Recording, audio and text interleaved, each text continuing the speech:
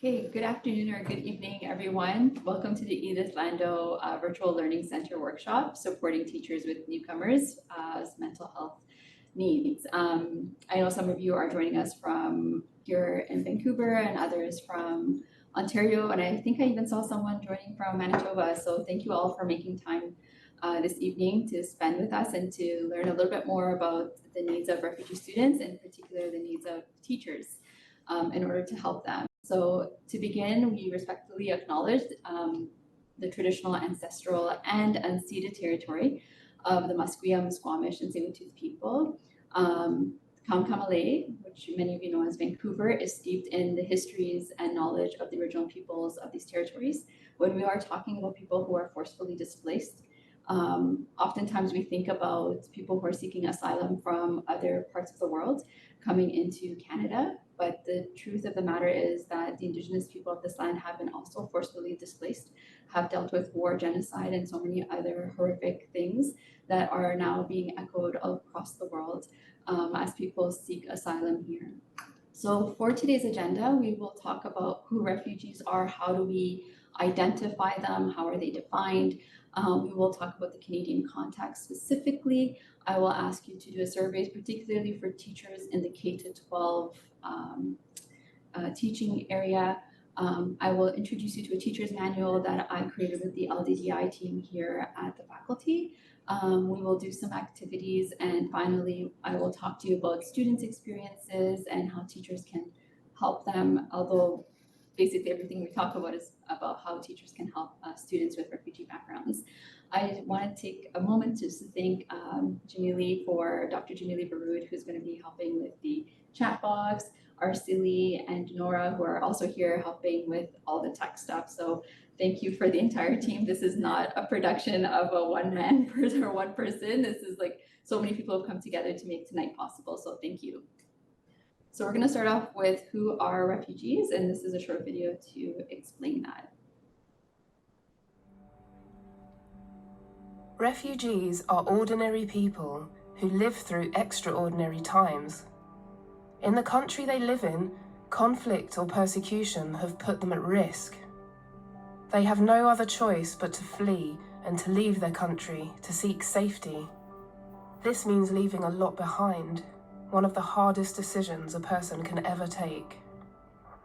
So what makes a person a refugee? Refugees are no longer in their own country and have crossed at least one border.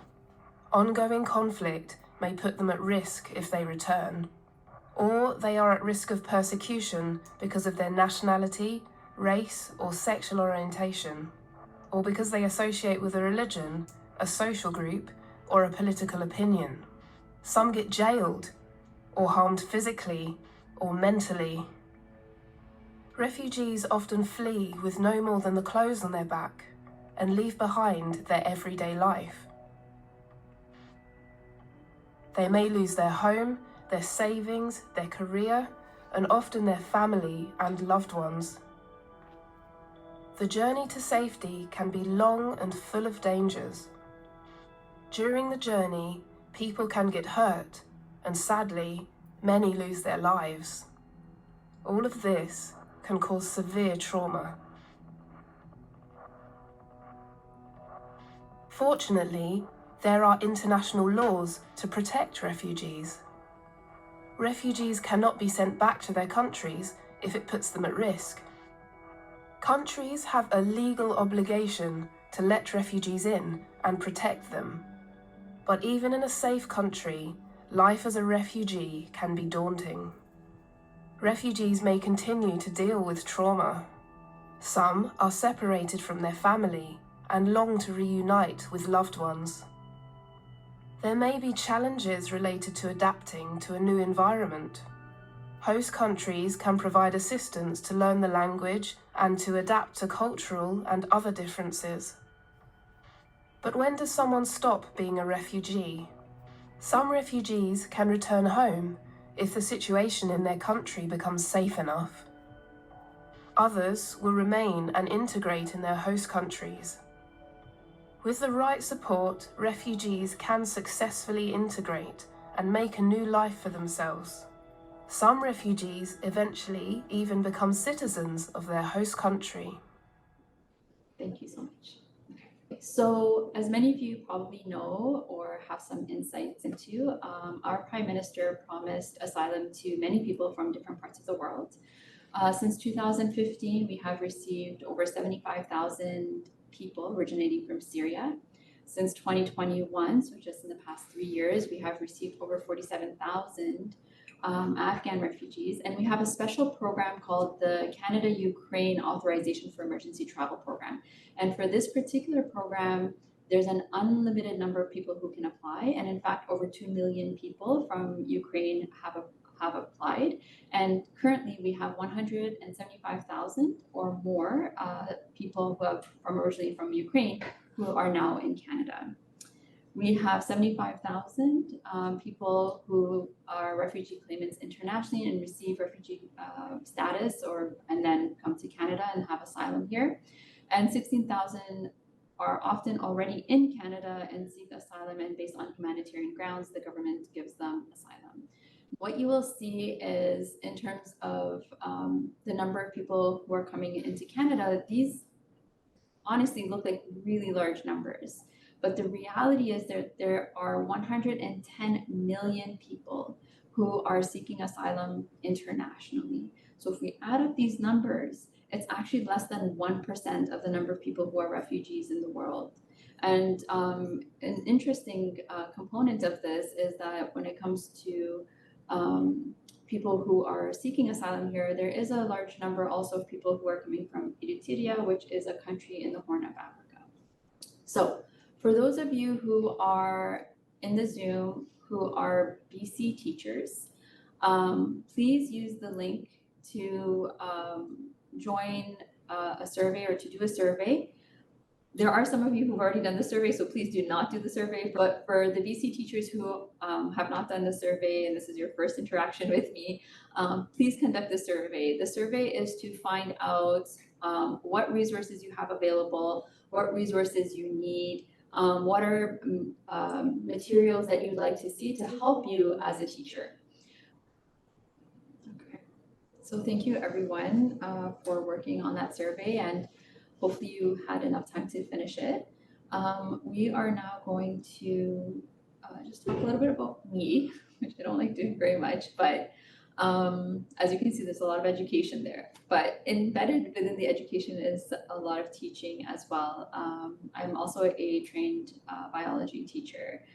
And what I wanted to say about that is when I started the PhD, I also ended up working in the TDSB, or the Toronto District School Board. And here I got to see really a lot of the things that teachers were dealing with on a daily basis, a lot of the concerns that they had and the challenges that they had. And now that I'm in Vancouver, I'm seeing that teachers are dealing with a lot of similar issues. We have very large classrooms, most classes are more than 30 students. We're lucky if we have 20 to 25 students, but most classes are much larger than that.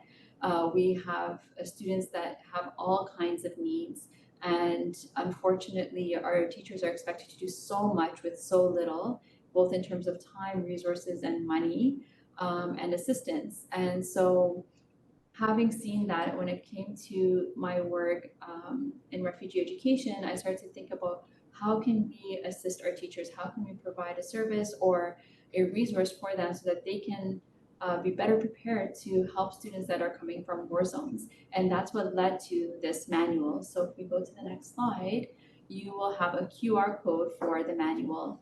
The link for it is also now in the chat. So if you are a UBC student or UBC faculty member, you will have access to this a lot more easily because of the CWL access. For those of you who are not, you will use the QR code or the link, and you will have to set up an account.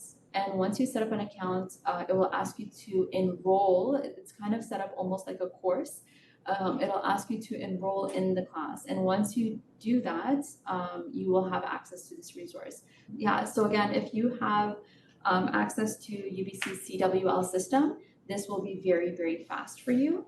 However, if you don't have access to the CWL, you will have to create an account. And once you create the account, you'll receive an email confirmation.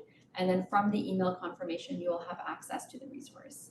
And honestly, all the materials that we're going through today, from the activities to the content of today's talk and workshop, are all on this manual. So if you don't have access to it yet, we will come back to this slide a little bit later, and you'll have an opportunity to get to it. Okay, so originally we were going to have two sections, one group of participants in person and one group of participants online, but now everyone's online. So I'll just go through the scenario, and feel free to unmute and share your responses. So the school principal and ELL teacher approach you at the end of the school day in October. They notify you that you will have 4 new students next week. The students are not related. 2 are from Ukraine, 1 is Afghan, and 1 is Haitian. What are your immediate questions? How do you prepare for these newcomers? So this scenario is a very common scenario for K-12 teachers when they are, starting their school year. Not all newcomer students end up coming at the start of the school year. They come in at any time during the year, and our teachers are expected to welcome them, make sure that we have inclusivity and the students have a sense of belonging. But as a teacher, what do you immediately do? What are your immediate questions and concerns when you're approached by a principal or ELL teacher saying that this is what's going to be happening in your classroom?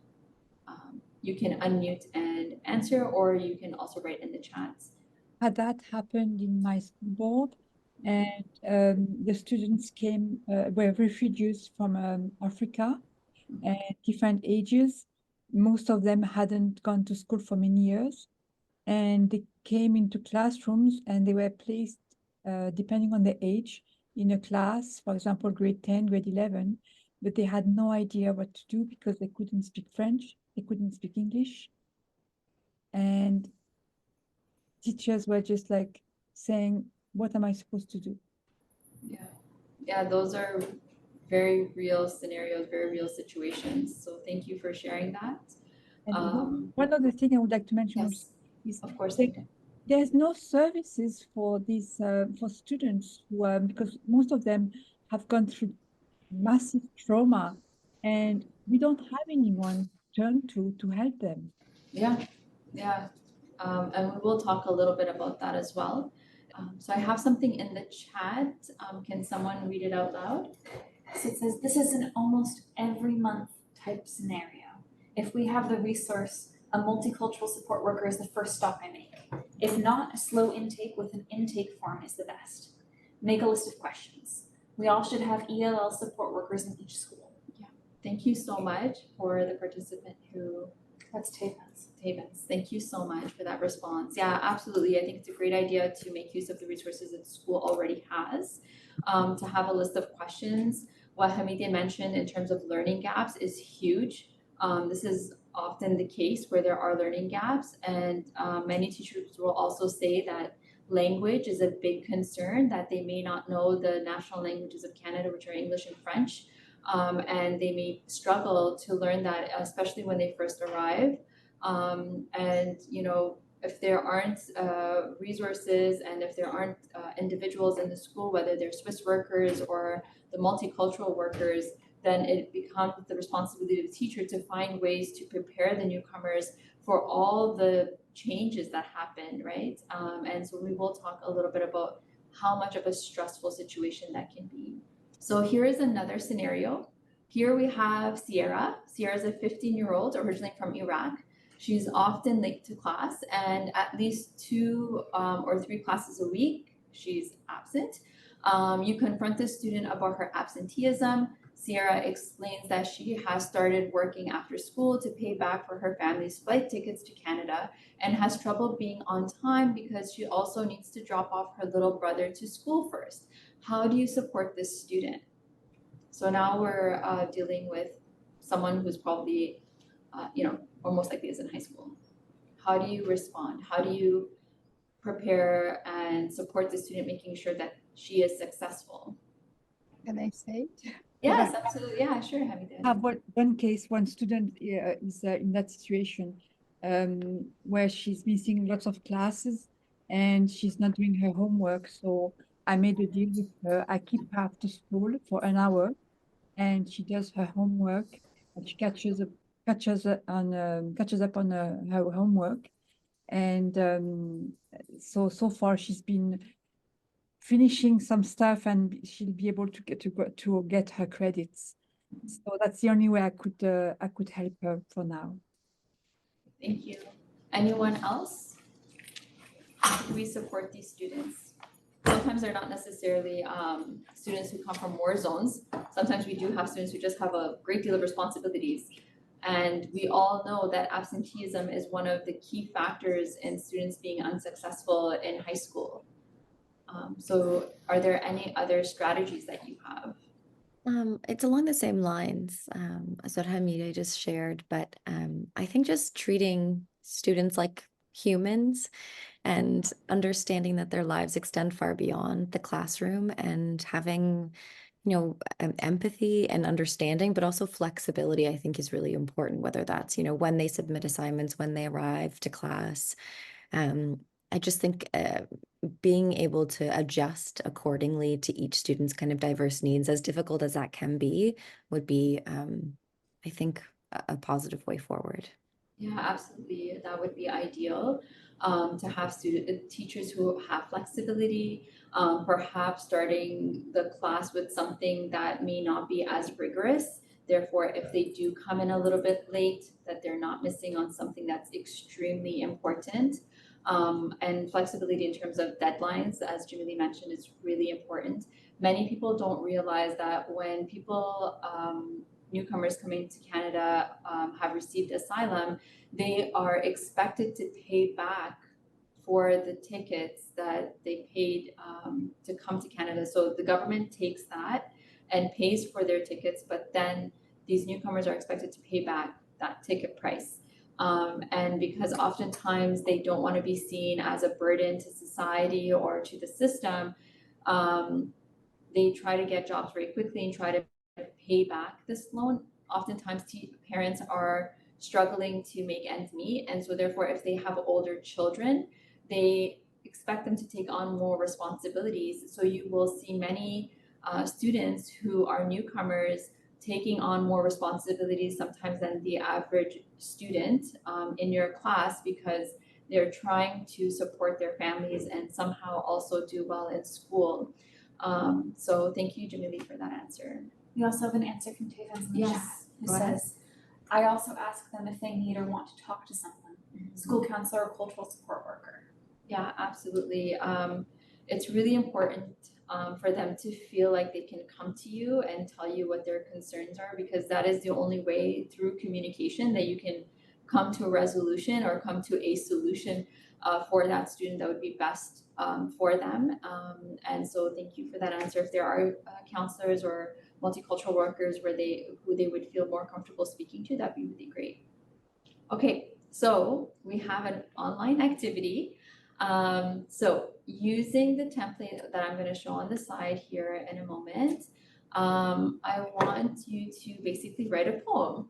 Okay. So you'll see that here's a template for a poem. This is an actual poem that was written, and it's called I Am, and it's basically to learn more about your students, and they can express themselves in more than one language. As we know, many of our students come from other parts of the world where they have other languages and capacities in other languages. And so the way this poem is written is that they will write one line in English, and then the next line will be written in their heritage language, and then the third line will be in English again, and then the fourth line will be in their heritage language, and so on and so forth. So for people who are online, I would like for you to try this. If you have a language that is non-English, please use that language in the alternative sentences of the poem. If you are a person who only has English as their main language, then you can use a language of interest. If you don't have a heritage language that's different, you can use a language of interest. It could be French, Italian, whatever language that you really would like to use for this activity, you can do that. And this process is called a translanguaging. And basically what translanguaging is basically using the full repertoire of language that a student has. So making them feel like the language that they have is no longer useless, right? So what this often happens when newcomers come to Canada is they feel like their heritage language or their language of origin is useless, that they cannot use it in a positive way or a way that is beneficial to them. So this is one way to do that through the translanguaging process. So what you'll see on the screen is an example of a student who is of Syrian descent who used Arabic.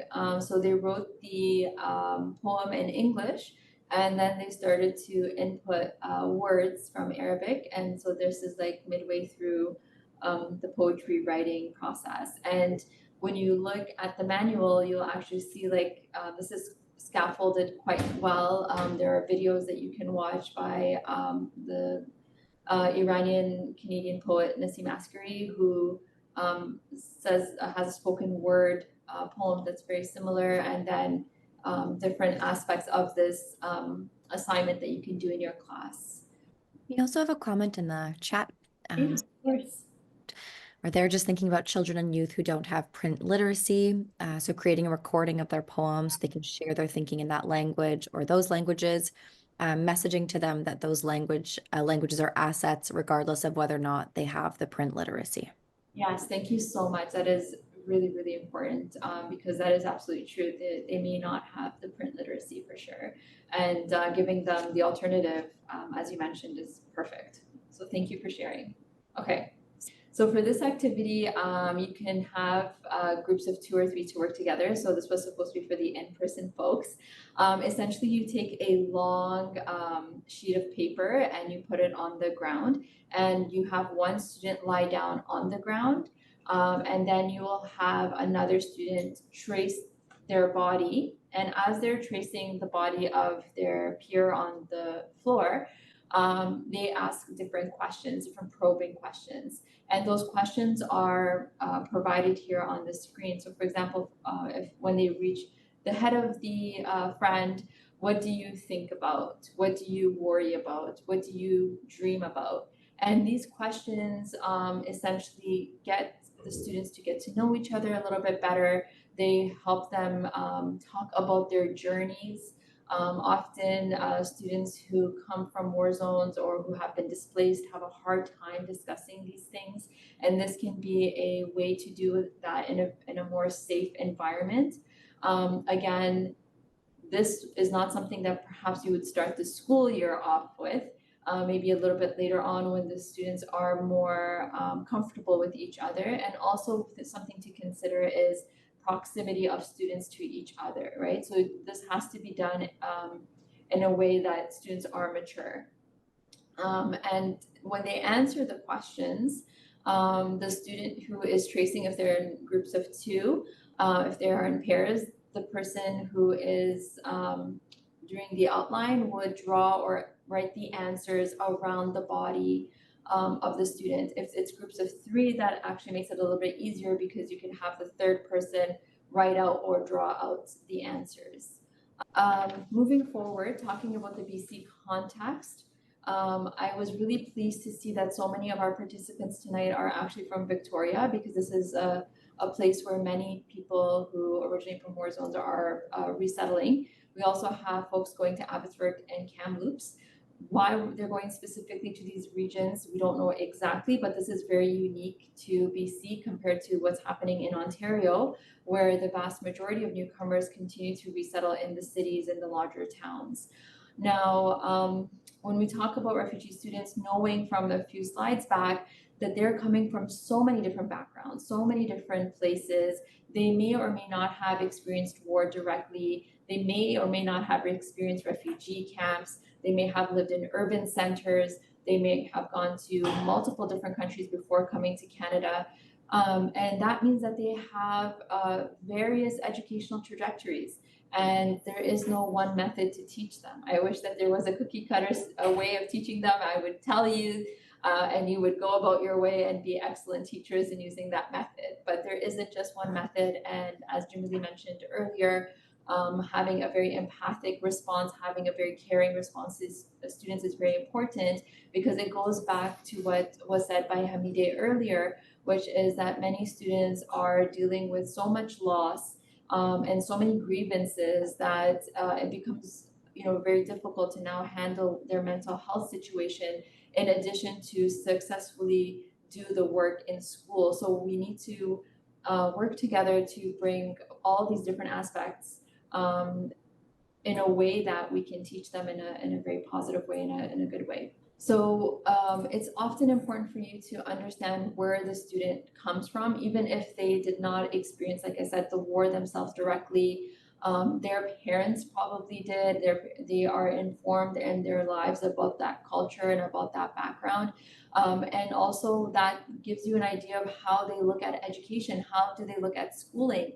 So if we think about the Syrian people of Syrian descent coming to Canada, that country had a very high literacy rate, and some of the best universities in particular subject areas, where I have actual friends who went to Syria to study archaeology, to study history, to study political science, and then they came back to Canada.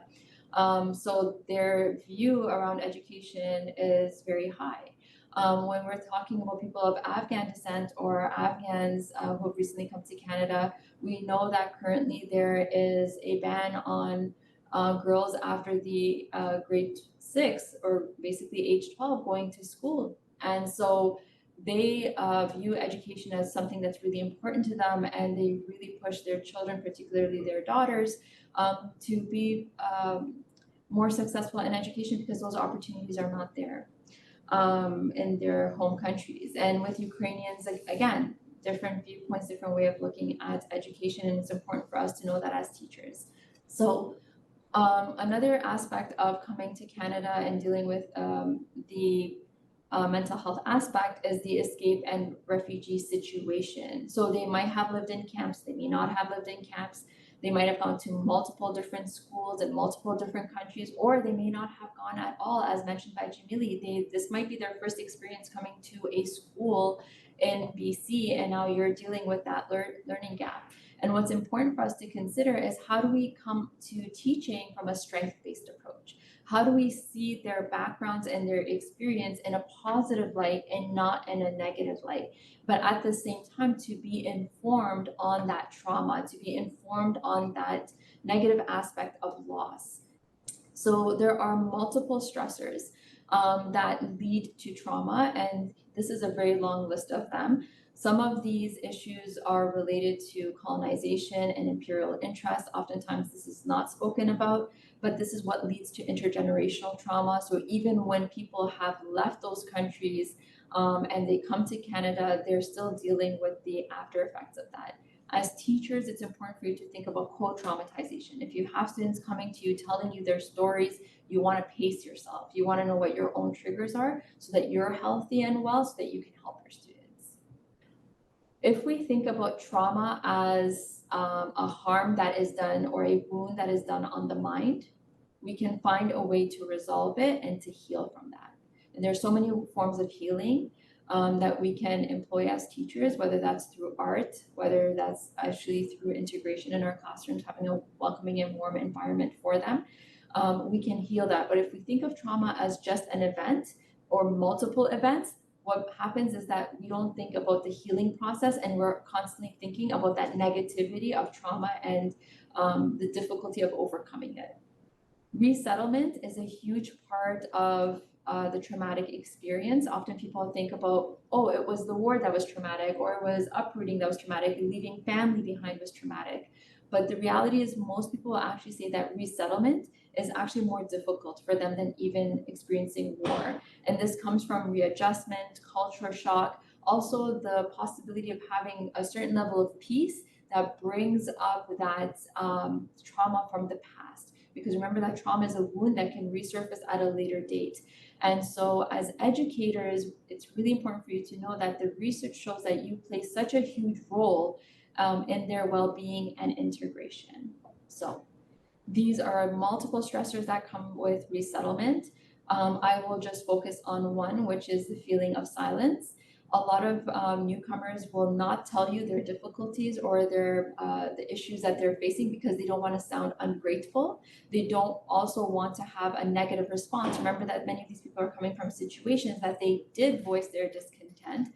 They did voice their unhappiness with whatever political situation was in their home country, and they were reprimanded for that they were abused for that. And so therefore they feel like they cannot speak up about the difficulties that they're having. And so one of the most important things that we can do as educators is to help give them voice so that they can speak and that they can have agency.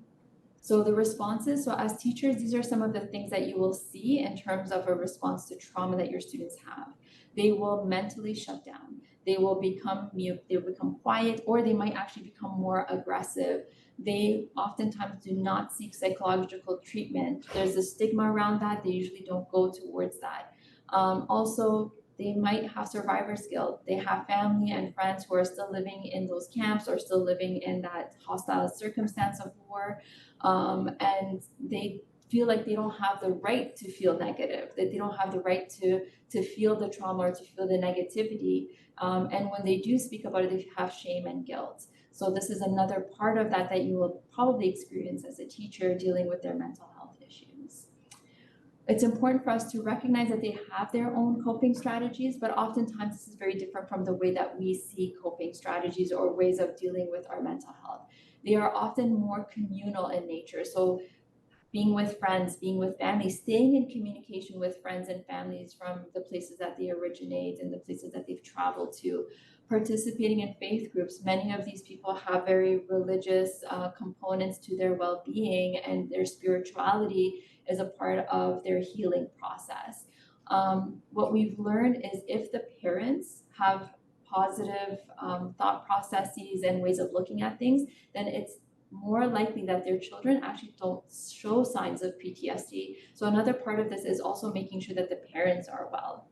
And then finally, it's important that they make meaning from their life story. If they are capable of looking at the situations in their life and understanding that these plot twists somehow actually benefited or had positive outcomes in the end, then this kind of meaning making from those experiences will actually help them cope in a more positive way. And these are things that they have already done, and we will see that as our students develop in front of us as in our classrooms.